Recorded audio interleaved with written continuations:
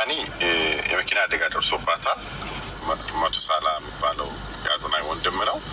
እሱ ትንሽ እግሩ ላይ ጉዳት ደርሶ። ሰላም ጤና ይስጥልኝ የተከበራችሁ ቤተሰቦች እንዴት ናችሁ?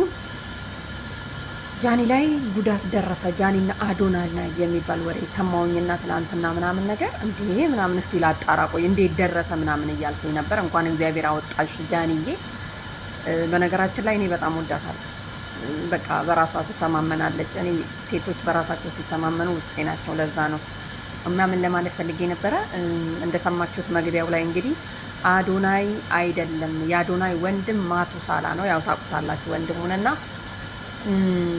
እንዲህ የሚዋደድ ቤተሰብ ጃኒ ከመኪና አደጋ ጋራ ተጋጨችና ሆስፒታል ገባች። ሲጀመር ሆስፒታል አልገባችም ጃኒ፣ ወደ ቤቷን ሄደችው። ብዙ የከፋ አደጋ አልደረሰባትም ተብሏል። እንግዲህ ማቱሳላ ነው ትንሽ እግሩና እጁ እየተጎዳውና ሆስፒታል የገባው። እግዚአብሔር ይማረው እሱንም ማለት ነው። እና ብዙዎች ያው ጃኒ ከአዶናይ ትከሻ ስር አትሄድም አትርቅም ብለው እሷ የሄደችው ከወንድሙ ጋራ እና አዶናይ መኪና አደጋ ደረሰበት። ጃኒና አዶናይ መኪና አደጋ ደረሰባቸው ብለው በጣም ብዙ ሰው ሲያንሸራሽረው አይቼ በጣም እያዘንኩኝ ነበርና አሁን እንደዚህ የሚዋደዱ ሰዎች ለነኚህ ሰዎች ግን ደግ ምናምን የምትሉ ሰዎች ማለት ነው ከምር እስቲ ይዩት አዶናይ እንዴት እንደሚያያት፣ እንዴት ከፍቅሩ የተነሳ እኮ ነው እንደዚህ ፍዝዝ ብሎ እሷ ስትዘምር ማለት ነው። እና እንኳንም የምታምኘው አምላክ ፈጣሪ ያወጣሽ ለማለት ያክል ነው። እና በዛውም ደግሞ ላልሰማችሁ ያው አዶናይ እንዳልሆነና ከአዶናይ ጋር እንደሄደ መኪናው ደግሞ ከመኪና ጋር ሳይሆን የተጋጨው ከግንድ ጋር እንደሆነ ማንም ሰው ይጋጫል። ማንም ሾፌሮች አይታችሁ ከሆነ እንደውም ከትላንት ወዲያ አንድ አርቲስት ከመኪና ጋር ተጋጭታ ይሁን ከመንገድ ጋር ይሁን ከምን ጋር አላውቅምና መኪናው ጭፍልቅልቅ ብሎ ምናምን በጣም ተጎድታ ማሪቱ እንደዛ ነው መሰለኝ ስሟ፣ ብዙም እንትን ባልል ማለት ነው። ወደ ጎጃም አካባቢ ወዴት ስትሄድ እንደሆነ አላውቅምና አዲስ አበባ መታ እርዷት ምናምን እየተባለ ነው።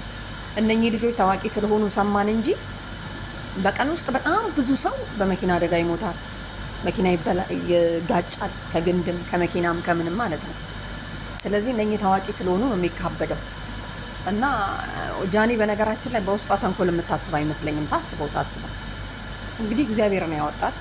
ለቤተሰቦቿ ትኖርላቸው። ማንም ሰው ለቤተሰቡ ምንም ቢሆን በሰዎች ዘንድ ቢጠላም በምንም ቢጠላም በቤተሰቡ ግን መኖር አለበት፣ ለቤተሰቡ ሲል ማለት ነው።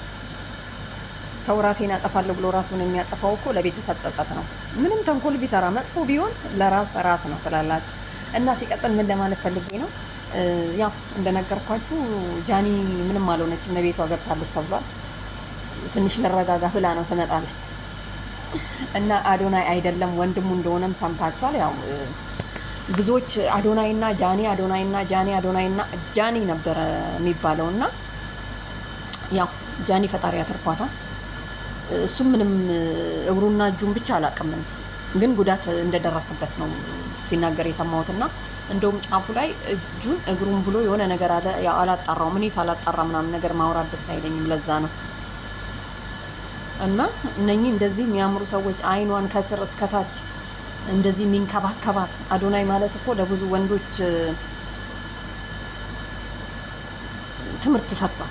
ከምር አዶናይ ጃኒ መንከባከብ ሲጀምር እኮ ጆን ዳንኤል ራሱ ናዮን እየተንከባከበ ነው። እናንተ አታውቁ በደንብ ማለት ነው። በደንብ የፍቅር ዘፈን ይዘፍንላታል ምናምን።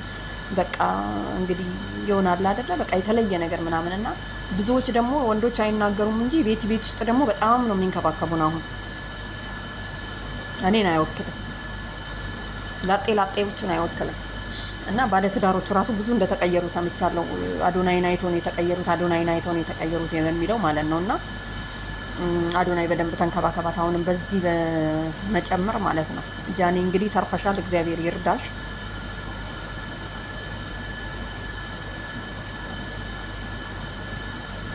እና ቤተሰብ ምን ለማለት ፈልጌ ነው፣ ያው እኔም ትንሽ የሰማሁትን ላጋራችሁ ላልሰማችሁ ለማለት ያክል ነው።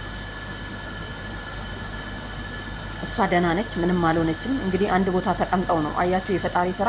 ያንን ሆስፒታል ሲከተው እሷን ደግሞ ወደ ቤት ሲከታት፣ ስለዚህ ምንም ማድረግ አይቻልም። እሱም እግዚአብሔር ይማረው ነው የሚባለው። ምክንያቱም ከላይ ነው እኛ ስላሰብን እኛ ስላደረግን ምናምን ነገር አይደለም። እና ጃኒ ደህና ነች፣ ምንም አልሆነችም። በጣቷም አልተቆረጠም፣ እጇም አልተቆረጠም፣ ምንም ደህና ነች ተብሏል። እስክትመጣ እንጠብቃለን። ያው መግቢያው ላይ ሰምታችኋል እንግዲህ ውሸት ነው እንዳትሉ ማለት ነው። በራስ መተማመን እኮ ያላት በዛ ላይ ከአዶናይ ጋር አስባችሁታል። እንደዚህ አቅፎ የሚያሽከረክር ባል ሆ እና እንደውም ቤተሰብ ምልላችሁ ነበረ። በቃ አሁን ቸኩያለሁና እችኑ ላጋራችሁ ብዬ ነው። ምሳ ሰዓት እየደረሰብን ነው። ጃኒ እኮ አሁን ምንም አትልም፣ ሰፋ ሰፋ እያለች ነው። ጥሩ ዳሌ ጥሩ ምናምን ነገር እየኖራት ነው። የባሰ እንድትወደድ አድርጓታል ማለት ያው ሌላ ሰው ቢወዳት የታባቱ ያገኛታል። ለማንኛውም ባይ መልካም ቀን